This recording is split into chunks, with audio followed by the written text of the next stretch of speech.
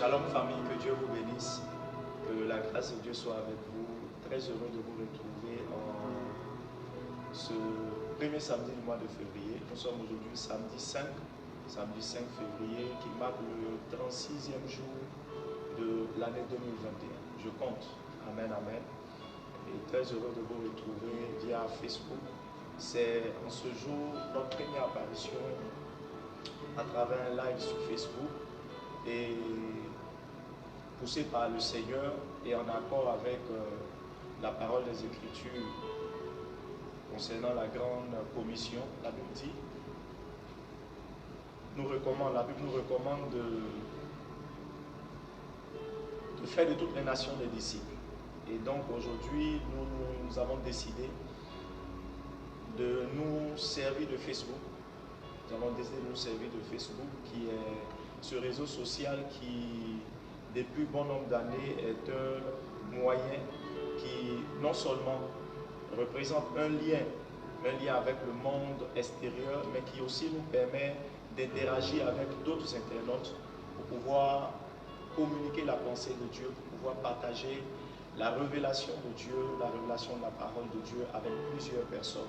Nous avons décidé de ne plus nous limiter au peuple que le Seigneur nous a confié. Nous avons décidé de ne plus nous limiter aux enfants directs que Dieu nous a donnés, mais de propager la parole de Dieu afin qu'elle aille jusqu'aux extrémités de la terre pour ceux qui, poussés par le Seigneur, auront la chance de nous suivre. Et ce matin, nous démarrons avec un thème qui est assez important, un thème qui est, selon moi, quelque chose que nous devons comprendre, qui est source de beaucoup d'autres choses. Je tiens avant tout autre propos à bénir le Seigneur pour donc cette occasion et à saluer tous ceux qui sont déjà connectés. Que la grâce du Seigneur soit avec vous au nom de Jésus. Je veux également saluer le Seigneur pour la vie de père spirituel depuis Paris, le révérend prophète Jérémie Eli, ainsi que la vie de mon mentor, le prophète Eli Diatabikamoa, qui actuellement est du côté du Sénégal, précisément à Hambourg, pour le lancement d'un programme. Que Dieu vous bénisse. Nous allons donc ce matin rentrer dans le vif du sujet. Poussé par le Seigneur, je disais que nous allons traiter un thème assez important. Et le thème qui nous réunit ce matin, cette première apparition sur Facebook, c'est la révélation d'un Dieu surnaturel. La révélation d'un Dieu surnaturel. Famille, aujourd'hui tout le monde parle de Dieu.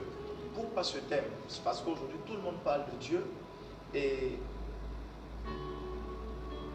quand on va chez les Grecs, on nous présente, la mythologie grecque nous présente certaines divinités et disent que ces divinités sont Dieu pour elles. Quand on va chez les Romains, ça existe. Quand on va dans n'importe quel peuple, on nous présente des dieux, on nous présente des divinités, des déités que des gens vénèrent, que des gens adorent. Mais la Bible aussi nous présente, la Bible qui pour nous est le livre d'or, le livre sacré, le livre venu du ciel, nous parle également aussi de l'existence de plusieurs dieux, de plusieurs divinités. Amen. La Bible nous parle de Baal, la Bible nous parle de la déesse d'Astarté, la Bible nous parle de Dagon, qui sont des dieux étrangers. La Bible aussi nous parle de l'Éternel des armées. Amen. Et c'est ce Dieu que je veux présenter ce matin, l'Éternel des armées. Je veux donc que nous puissions rapidement entrer dans les Écritures. Nous allons prendre la Bible dans le livre de Jonas. Jonas, le chapitre 1. Nous allons prendre la Bible dans le livre de Jonas. Jonas, le chapitre 1er.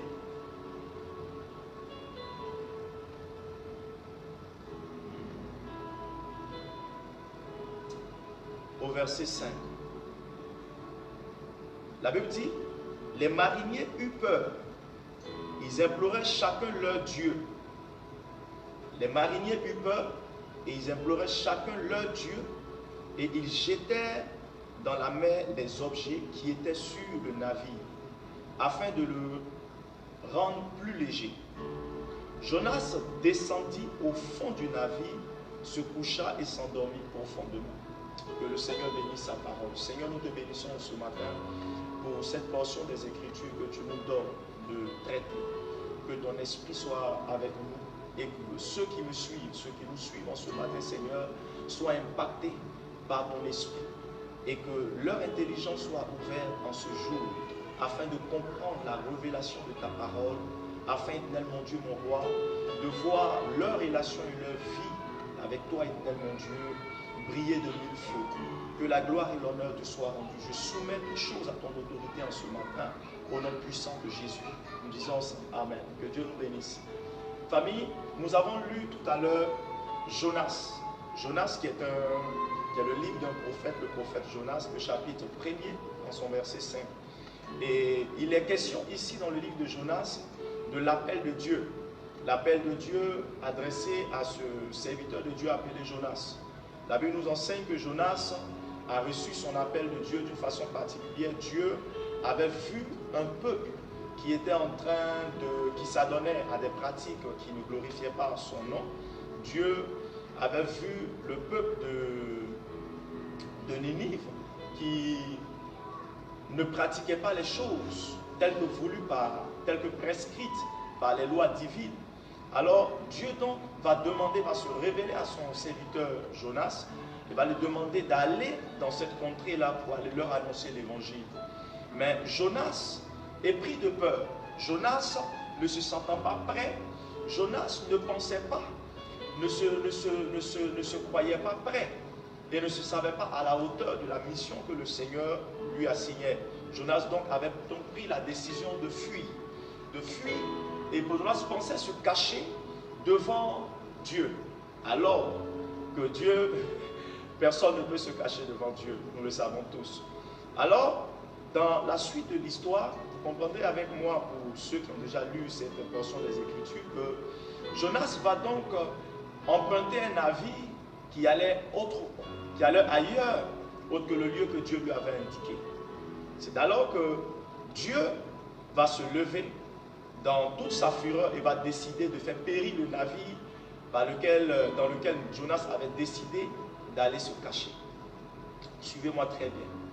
Alors, lorsque le vent, la tempête va se lever contre le navire qui transportait Jonas, lorsque la tempête va se lever, tous ceux qui étaient dans le navire seront épris de frayeur. Tous ceux qui étaient dans le navire vont s'interroger au sujet de ce qui se passait, vont réaliser que les choses devenaient de plus en plus difficiles pour eux. Alors, une partie des Écritures, quelque chose ici va me marquer, c'est que la Bible dit, ils iront le pilote enverra quelqu'un vers Jonas, et ils diront à Jonas, lève-toi et invoque ton Dieu. Un peu plus en avant, ils ont commencé, la Bible dit qu'ils ont commencé par crier à leur Dieu. Ils ont crié, chacun criait à son Dieu. Cela ouvre notre intelligence et notre esprit sur le fait qu'il existe plusieurs divinités. Je tiens à préciser ça d'abord. Il existe plusieurs divinités. Je le disais en amont, que la Bible nous parle de plusieurs dieux, tels que Baal, tels que Astarté, tels que Dagon et autres. Il existe donc plusieurs divinités. Nous sommes en Afrique, et nous sommes nés avec chacun, selon sa tradition, des rituels, des messages, des divinités qui nous ont été présentées. Et nous avons grandi à la lumière de ces divinités. Nous avons grandi en marchant, en essayant de respecter plus ou moins les principes préétablis par les alliances que nos parents sont allés tisser avec ces divinités. Donc, sachons une chose, retenons une chose, c'est qu'il existe plusieurs divinités entre griffes, il existe plusieurs dieux. Nous le verrons en Deutéronome. Deutéronome, la Bible nous dit en Deutéronome, le chapitre 1, le verset 17, je lis la parole de Dieu, « Car l'Éternel, votre Dieu, est le Dieu des dieux. » Ça veut dire que nous sommes sans ignorer, nous ne devons pas ignorer l'existence des autres dieux. Il existe d'autres dieux. Mais nous verrons ce matin qui sont plus ou moins rapidement ces dieux et la différence qui existe entre ces dieux et le Dieu que je viens vous présenter ce matin. Que Dieu nous bénisse. Si tu es connecté, je veux que tu mettes des cœurs, que tu partages, afin que plusieurs personnes puissent nous recevoir. Que la grâce de Dieu soit avec vous. Donc, le Dieu que je veux nous présenter ce matin est celui-là même, comme Deutéronome le dit, qui est élevé au-dessus de tous les autres dieux. Ce Dieu-là n'a pas d'égal. En ce Dieu ne se trouve aucune ombre de variation. Beaucoup de personnes parlent de Dieu. Beaucoup de personnes pensent connaître Dieu. Beaucoup de personnes disent Dieu. Tu vas à gauche, on te parle de Dieu. Tu vas à droite, on te parle de Dieu. Tout le monde pense avoir une intimité avec Dieu, pense connaître Dieu. Mais je viens dire à quelqu'un ce matin qu'il existe un Dieu qui est différent des autres dieux. Il existe un Dieu qui se distingue de tous les autres dieux. Il existe un Dieu qui est tout puissant. Vous savez, je le dis avec frisson ce matin. Pourquoi? Parce que j'ai connu ce Dieu, je l'ai expérimenté et je sais de quoi il est capable. J'ai vu ce Dieu prendre des gens dans la boue et faire de ces personnes des rois. J'ai vu ce Dieu prendre des personnes pour qui tout semblait être terminé et donner une nouvelle vie à ces personnes. Donner à ces personnes un nouveau éclat. Écoutez-moi bien ce matin. Il s'agit de Jésus-Christ de Nazareth. Jésus est le Dieu de la Bible. Plusieurs personnes, quand on va chez les musulmans, on a l'impression qu'on prie le même Dieu. Un jour, un de mes amis, quelqu'un qui est très proche de moi, qui musulman, disait qu'on a le même. Je lui ai dit, mais non, on n'a pas le même Dieu. Et je lui ai dit, vas-y, je t'envoie rapidement dans la sourate 6, le verset 73. La sourate 6, le verset 73, nous dit que la parole, c'est par la parole que tout a été fait, et cette parole est vérité. Or, nous savons qu'en Jean, le chapitre 1, la Bible nous dit qu'au commencement était la parole, et la parole était Dieu. Cette parole fut chère, Jésus-Christ de Nazareth. Donc, je viens ce matin vous présenter un Dieu, mais un Dieu qui est surnaturel. C'est quoi le surnaturel d'abord? Le surnaturel en grec, surnaturel veut dire apocalypsis. Apocalypsis qui veut dire découverte, découvrir, explorer. Donc le Dieu de qui je veux parler ce matin est quelqu'un qu'on ne peut pas connaître comme ça, est quelqu'un qu'on ne peut pas sonder comme ça. Il faut le découvrir. On ne peut le connaître que par la révélation, bien-aimé du Seigneur. On ne peut connaître ce Dieu que par la révélation. Plusieurs peuvent penser connaître Dieu, mais peu expérimenteront sa divinité dans sa dimension la plus extrême. Il est Dieu et donc cela voudrait dire qu'il est capable de tout. L'humanité aujourd'hui se meurt parce que les gens ne connaissent pas Dieu. L'église aujourd'hui se meurt parce que même l'église aujourd'hui n'a pas la révélation réelle de ce Dieu. Je veux commencer à vous parler de ce Dieu en vous parlant de l'histoire qui s'est écrite ou comment l'histoire a commencé entre ce Dieu et le premier patriarche que nous avons eu en la personne d'Abraham. Abraham est appelé un jour, je demandais à un serviteur, pourquoi est-ce qu'Abraham a été appelé le père de la foi? Il m'a donné des réponses qui, sincèrement, ne m'ont pas convaincu. Vous savez, Louis II est l'un des traducteurs qui a traduit la Bible avec beaucoup de carences. Quand tu prends la Bible Louis II, elle est beaucoup légère. C'est pourquoi je vous exhorte à travailler la parole de la Bible, à trouver des Bibles telles que la version Chouraki, d'autres versions telles que la version Chouraki. On a des versions simples. On a la version d'Abi. Je vous exhorte donc à prendre également, à travailler la version juive complète, la version Chouraki et plein d'autres. Donc, parlant d'Abraham, Abraham est celui qui a commencé, avec qui ce Dieu a commencé. Abraham a eu la révélation de ce Dieu. Mais d'où est-ce que les choses sont parties? Suivez-moi très bien. Abraham est né à une époque où un homme fort régnait sur toute la surface de la terre en la personne de Nimrod. Et Nimrod était le maître de son temps, le bourreau de son époque. Nimrod était l'homme fort de son époque. Et il avait un homme de main, il avait un ministre qui travaillait auprès de lui, qui était Terah, le père d'Abraham. Suivez-moi bien. Alors, Abraham donc est né, voyant son père Terah et Nimrod adorer des statues. Abraham est né, voyant Terah et son boss Nimrod faire des cultes à des masques. Et quelque chose va clocher dans l'esprit d'Abraham. Abraham va en son esprit réaliser, se dire qu'il y a quelque chose qui ne va pas. Parce qu'on transportait les statues de ses parents, de son père. On transportait les statues de Terah, son père, et de Nimrod, le boss de son père. Donc Abraham va se mettre à se poser des questions. Je disais tout à l'heure qu'on ne peut pas connaître ce Dieu sans parler de révélation. C'est pourquoi le thème qui nous réunit ce matin, c'est la révélation d'un Dieu surnaturel. Je disais que ce qui est surnaturel, quand on parle de surnaturel, quand on parle de révélation, on parle de découverte, on parle d'exploration. Donc Abraham va se dire au fond de lui qu'il existe certainement un Dieu autre que les dieux qui leur étaient présentés, par son père et par Terah, le boss de son père. Donc dans l'esprit d'Abraham, dans la pensée d'Abraham, dans le spirituel, Abraham va commencer à méditer sur la personne de Dieu. Existe-t-il un Dieu autre que les dieux que nous ont présentés Terah et Nimrod, son boss? Existe-t-il un Dieu plus puissant que ces statues que nous voyons?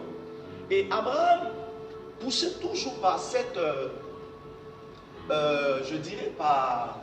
par cette curiosité, par ce désir ardent de connaître qui était véritablement Dieu, va un jour observer le soleil.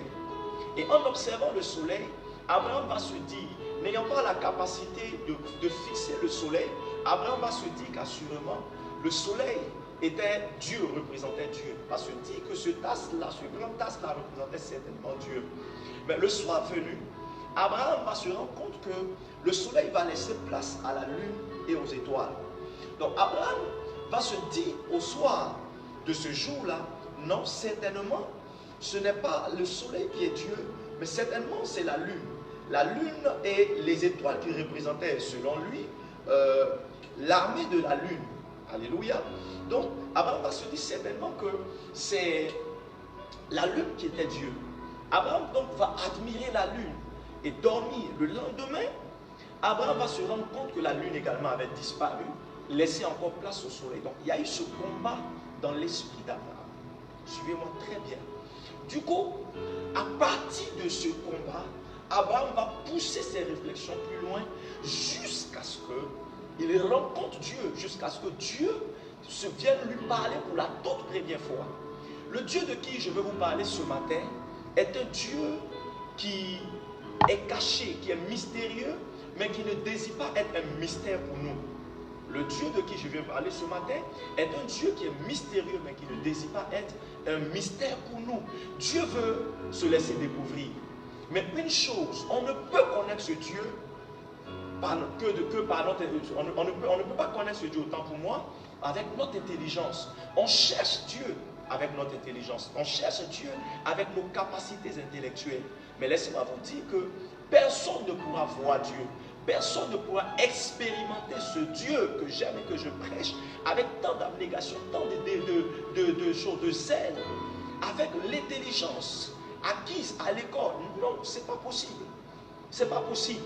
On a besoin de la révélation pour connaître ce Dieu. On a besoin d'être illuminé. Permettez-moi d'utiliser ce mot. On a besoin d'être illuminé, que notre esprit soit ouvert. Et Abraham donc a cherché. Vous savez, la Bible dit en Jean le chapitre 4, le verset 24, que l'heure vient, et elle est déjà venue, où les vrais adorateurs adoreront le Père en esprit et en vérité. Donc tous ceux qui voudront connaître ce Dieu de qui je parle ce matin avec la chair ne pourront jamais le connaître, ne pourront jamais l'expérimenter. Aujourd'hui, nous vivons de grands témoignages avec ce Dieu. Aujourd'hui, nous vivons des choses extraordinaires avec ce Dieu. Mais tout a commencé simplement et timidement.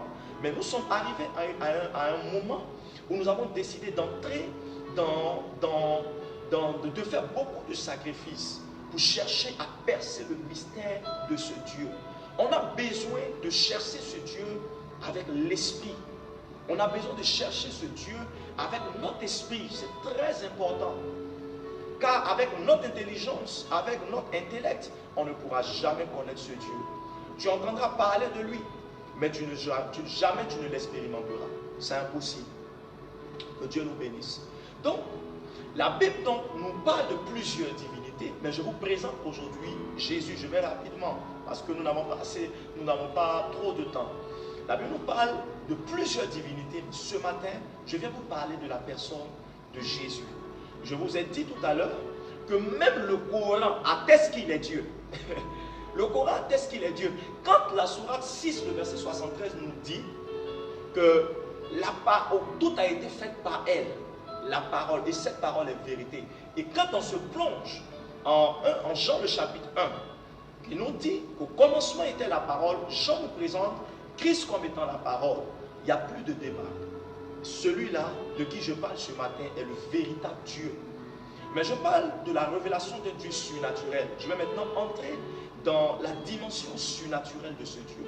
Lorsque Abraham a fait sa rencontre avec Dieu, lorsque Dieu s'est présenté à Abraham, Dieu donc va traiter alliance avec Abraham. Et Dieu va, après Abraham, traiter alliance avec Isaac, son fils. Après, on ira jusqu'à Jacob, au 10 tribus d'Israël, et on va tomber plus tard dans l'histoire du livre d'Exode, dans l'histoire du peuple d'Israël. Suivez-moi bien. Et je vais marquer un arrêt sur quelque chose dans la marche du peuple d'Israël, dans le processus de libération du peuple d'Israël, dans le ministère que Moïse a exercé auprès du peuple d'Israël. Je marquerai un arrêt pour vous emmener à comprendre pourquoi est-ce que nous traitons le thème la révélation d'un Dieu surnaturel. Nous parlons de Christ, nous parlons d'Hachem Adonai, nous parlons du Créateur du ciel et de la terre, nous parlons de celui ce matin qui dit et la chose arrive. Nous parlons de celui qui est capable de tout. Nous parlons de celui à qui rien n'est impossible. Et Dieu est un nom vulgaire. Quand on va chez les Baoulés, on l'appelle Nyamien. Quand on va chez les Djoula, on l'appelle Allah. Quand on va chez les Yakouba, on parle de Zan. Quand on va chez les Bété, on parle de Lagor. Donc, partout, chacun attribue à une appellation de Dieu. Donc, Dieu est un nom vulgaire. Le nom authentique de celui de qui je viens parler ce matin, c'est Jésus. Je veux que quelqu'un qui me suit puisse acclamer le Seigneur depuis sa position. C'est Jésus-Christ de Nazareth. Il est ce Dieu à qui rien n'est impossible. Il est ce Dieu qui a la capacité de changer le cours d'une histoire en une fraction de seconde. Il est celui qui est à l'origine. Il est celui qui est le créateur de tout. Jésus-Christ de Nazareth est donc ce Dieu de qui je viens vous parler ce matin. Et lorsque Abraham l'a connu et qu'on est arrivé au temps de Moïse avec le peuple d'Israël, la Bible nous dit qu'il y avait un homme en Égypte qui était le responsable, qui était le garant, le baron en Égypte. Il s'agit de Pharaon. Pharaon donc s'était juré de ne pas laisser le peuple de l'Éternel aller. Pharaon s'était juré accabler le peuple de l'Éternel jusqu'à son extermination. Quand Dieu s'est révélé à Moïse, et Dieu a demandé à Moïse, ce Dieu de qui je parle ce matin, d'aller faire sortir le peuple d'Israël. Moïse a eu peur. Dieu l'a rassuré et Dieu lui a donné tout ce qu'il lui fallait pour affronter Pharaon. Lorsque Moïse est arrivé chez Pharaon, suivez-moi bien, il y a quelque chose qui s'est passé. La Bible dit que Pharaon a endurci son cœur et quelque part, Dieu lui-même était à l'origine de cet endurcissement du cœur de Pharaon. Donc le cœur de Pharaon a été endurci et Dieu décide donc de montrer à Pharaon qui il est, de démontrer à Pharaon sa toute puissance, qu'il est au-dessus de la magie, qu'il est au-dessus des connaissances naturelles, qu'il est au-dessus de la science humaine, qu'il est au-dessus des pratiques humaines. Dieu donc a décidé, suivez-moi très bien famille, je vous parle de quelqu'un qui est spécial, de quelqu'un qui a changé le cours de mon histoire. La Bible dit que Dieu a décidé avec Moïse de démontrer à toute l'Égypte qu'il était un Dieu qui n'opérait pas dans la dimension naturelle, mais dans la dimension du surnaturel. C'est-à-dire qu'il opère dans une dimension qui dépasse le commun du mortel, qui dépasse l'entendement des hommes. Alors, Dieu va pousser Moïse à ordonner à Pharaon de laisser partir son peuple. Moïse va donc demander à Pharaon, après, je crois bien, après 3 semaines, Moïse va passer 3 semaines à parler à Pharaon, de façon précise, 3 semaines à parler à Pharaon. Mais le cœur de Pharaon étant endurci, Pharaon ne voulait pas laisser partir le peuple de Dieu. Et un matin, Pharaon avait l'habitude d'aller se baigner très tôt le matin. C'est ça les faux dieux. C'est ça les faux dieux. Pharaon se faisait passer pour un dieu et il disait qu'il n'avait pas besoin de prendre soin de son corps. Parce que sa peau se renouvelait chaque matin. Parce que tout se faisait naturellement pour lui. Parce qu'il se présentait comme lui. Donc il était obligé de se cacher pour aller au Nil chaque matin, pour aller prendre sa douche et revenir avant que tout le monde ne se réveille. Donc ce jour-là, donc, poussé par le Seigneur, poussé par ce Dieu de qui je parle ce matin, Moïse et Aaron, son homme de main, vont partir au Nil, trouver Pharaon et dire à Pharaon pour une dernière fois, Dieu me charge de te dire, le Dieu surnaturel, le Dieu tout-puissant me charge de te dire de laisser aller son peuple. Pharaon va dire à Moïse, mon ami, ça fait longtemps que tu passes, tu parles, tu racontes tes choses, fais ce que tu peux faire. Que ton Dieu là se défende, que ton Dieu nous montre de quoi est-ce qu'il est capable. Parce que Pharaon pensait que la magie que ces magiciens pratiquaient et la magie qui s'était élevée en Égypte était tellement puissante, était tellement forte qu'il n'existait pas de force qui pouvait supplanter le pouvoir de ces magiciens. Alors, vous savez, j'ai aimé l'attitude de choses, comment il s'appelle, Seigneur, de l'homme de main de Moïse, c'était d'Aaron. En réalité, Moïse a passé 3 semaines à aller supplier Pharaon de laisser aller le peuple, parce que dans le cœur de Moïse, il y avait des sentiments. Je prie pour quelqu'un, que tes sentiments, les sentiments meurent dans ton cœur. Parce qu'on ne parle pas de... Les sentiments ne font pas partie de la spiritualité. Les sentiments, dans la spiritualité, il n'y a pas question de sentiments. Moïse éprouvait une certaine compassion et Moïse voulait donner la chance à Pharaon, à l'Égypte, d'être épargné d'un certain nombre de choses, parce que Moïse savait qu'il avait vécu un temps soit peu chez Pharaon. Ça c'est 1. Et 2, Moïse avait du mal à vite frapper le Nil, parce que le Nil ne l'avait pas englouti. Vous vous rappelez que quand Moïse est né, après 3 mois, on l'a déposé sur le Nil. Le Nil qui avait englouti les autres enfants, qui avait avalé, tué les autres enfants, n'avait pas tué Moïse. Donc, d'une façon, juste pour être reconnaissant, Moïse était lent à agir. Et ce jour-là, il y a un jour pour toutes choses. Ce jour-là, Aaron a dit trop c'est trop. Et ce n'est pas Moïse, laissez-moi vous dire, ce n'est pas Moïse qui a frappé le Nil ce jour.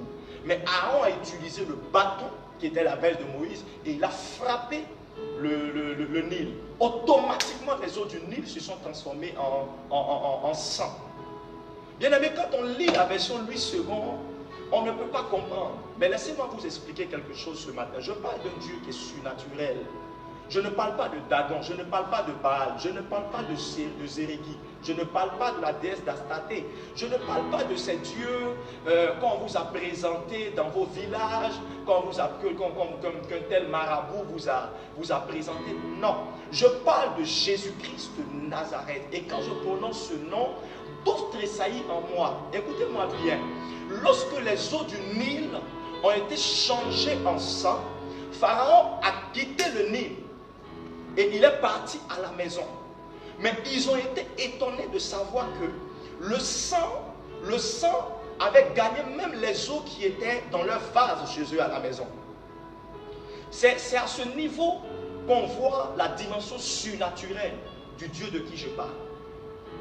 Les eaux du Nil ont été changées en sang, mais après que les eaux du Nil, pas après, mais automatiquement, en même temps que les eaux du Nil ont été changées en sang, les eaux dans les fûts, dans les vases, dans les réservoirs, chez tous les Égyptiens ont été automatiquement changées en sang.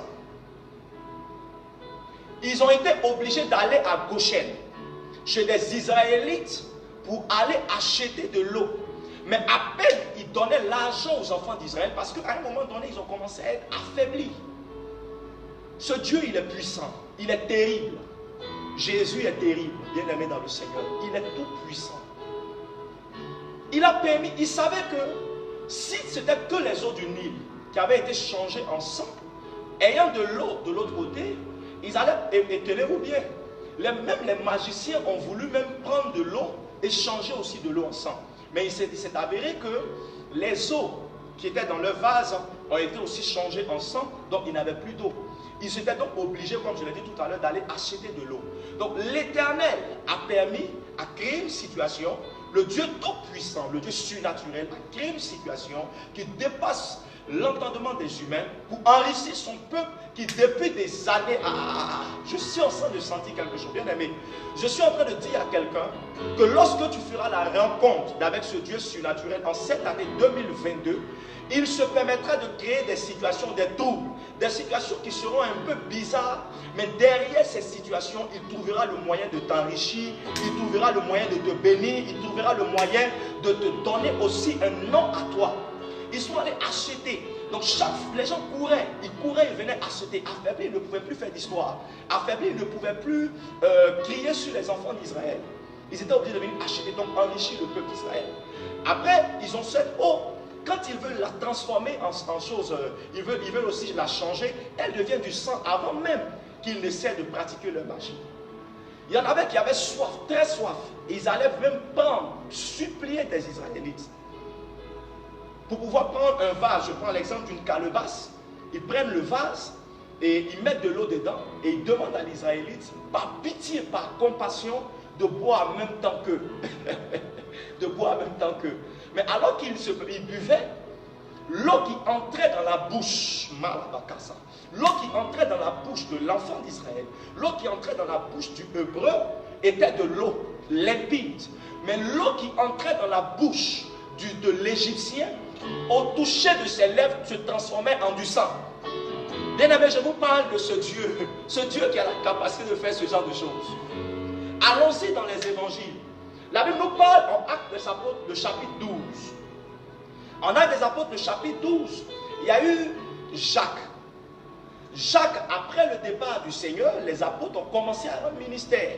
Et ils ont été victimes de plusieurs persécutions. Et Jacques a été tué par Hérode. Et Hérode cherchait à tuer également l'apôtre Pierre. Et l'apôtre Pierre a été saisi, jeté en prison.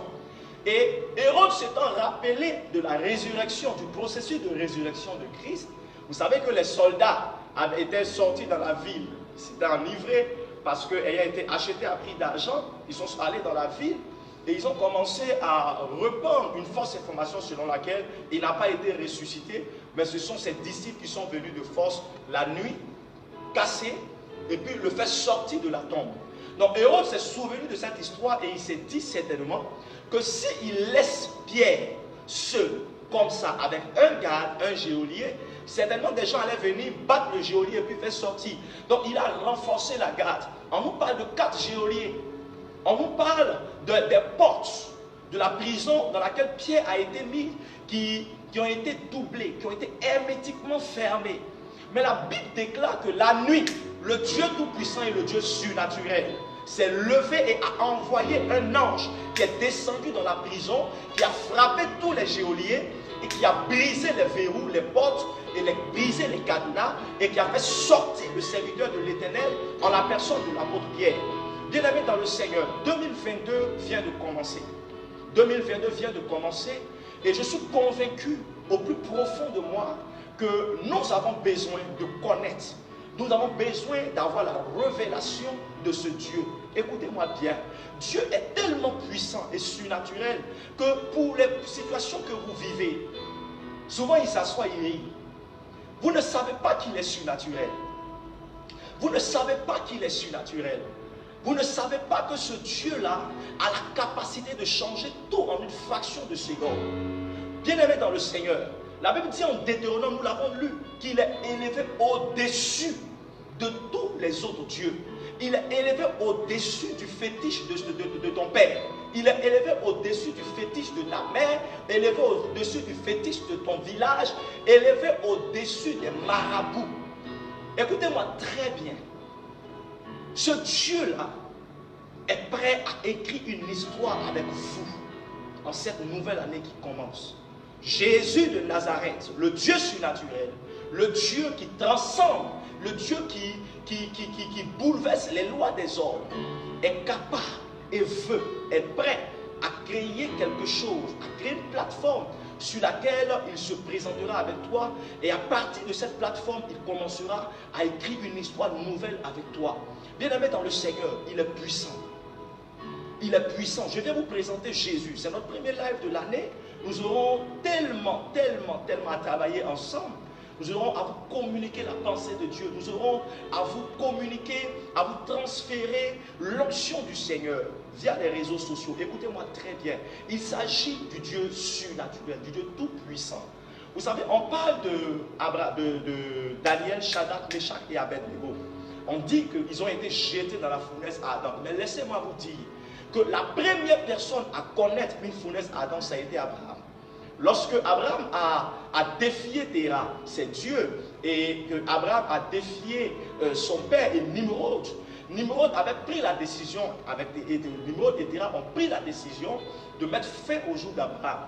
Et Abraham a été jeté dans une fournaise qui a été chauffée 7 fois. Elle valait 10 000 fois la fournaise de Shadrach, Meshach et Abednego. Mais les recherches nous enseignent, les Midrash nous enseignent que un ange du Seigneur a voulu descendre.